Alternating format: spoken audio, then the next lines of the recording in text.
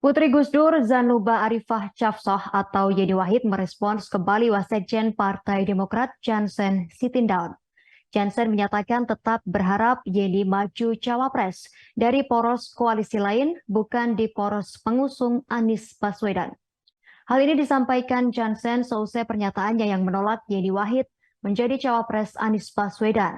Direspons dengan keheranan oleh Yeni Wahid.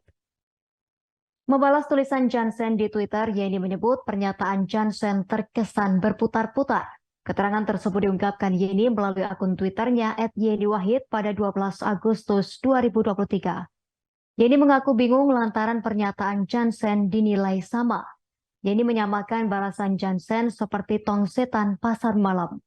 Jansen Sitindaun menekankan penolakannya terhadap Yeni Wahid menjadi sikap dan pilihan politiknya. Dengan demikian, menurutnya hal tersebut tak perlu diperdebatkan. Jansen kemudian menceritakan di Pilpres sebelumnya mendukung Ketua Umum Gerindra Prabowo Subianto, namun sekarang sudah menjadi bagian dari pemerintahan.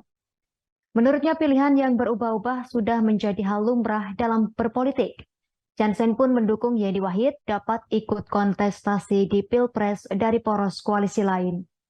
Jansen meminta Yeni Wahid mengisi posisi calon wakil presiden yang masih kosong di beberapa koalisi di blok lanjutan. Karena menurut Jansen, Yeni Wahid adalah sosok yang lengkap